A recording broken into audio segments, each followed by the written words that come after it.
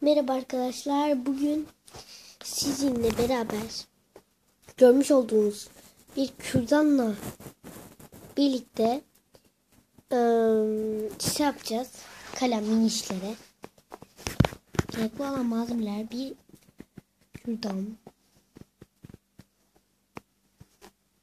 kalem, keçeli olması lazım ve bir makas lazım.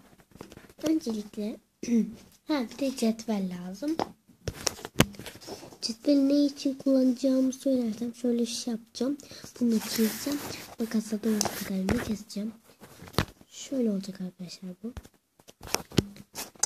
Arkadaşlar benim de kamera olduğundan şey yapamıyorum. Böyle yaparsam olur. Şöyle arkadaşlar. Sıfırdan başlıyor. 2'ye kadar gitmesi lazım. Şu. Sıfırdan itibaren keseceğim.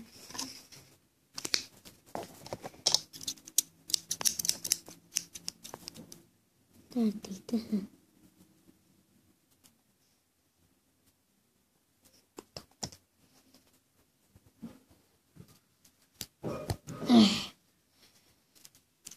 Kesti.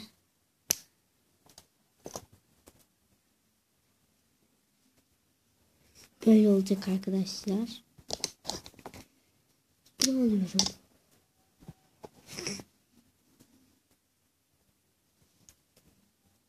Burayı boyuyorum.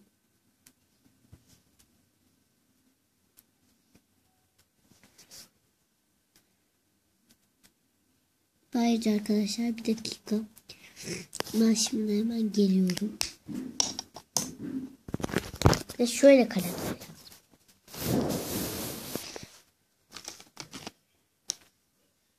Başlayalım artık. Devam edelim biz arkadaşlar.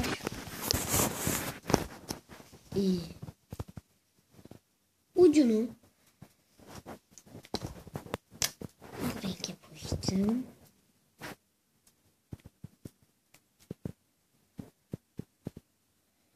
Boyaması arkadaşlar çok zor, o yüzden bir dondurup devam edeceğim. Arkadaşlar bitti. Bu şekilde görünecek şimdilik. Kırmızı alıyorum. Şöyle. Ya da pembeydi, evet pembe. Pembe alıyorum.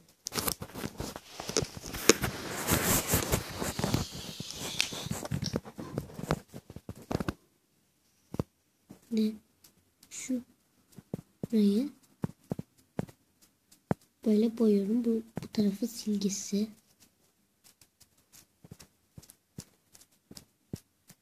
Olacak. Evet. Şöyle görünecek arkadaşlar.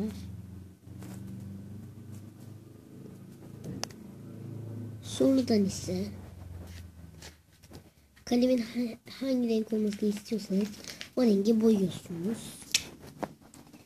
Ben mavi istiyorum, lacivert. Evet arkadaşlar, boyayıp hemen.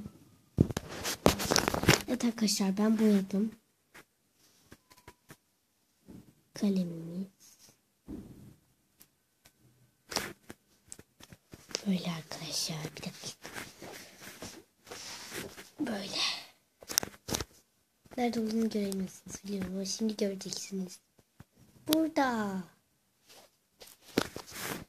Görmüş olduğunuz gibi çok güzel bir kalem.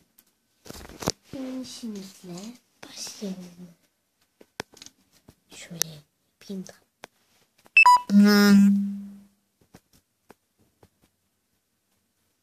Arkadaşlar.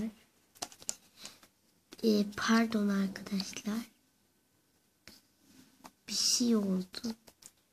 Telefonun şarjı bitiyor. Hemen şöyle.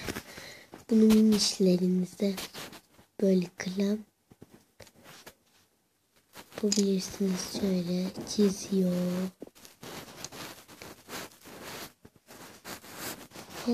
Bye bye.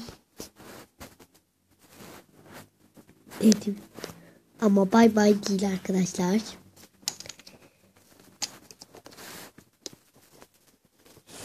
Şöyle kalemleriyle böyle. Bu yokmuş düşünün. Böyle çizebilirler. Renklere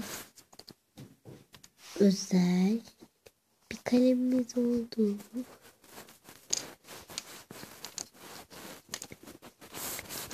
Bye bye.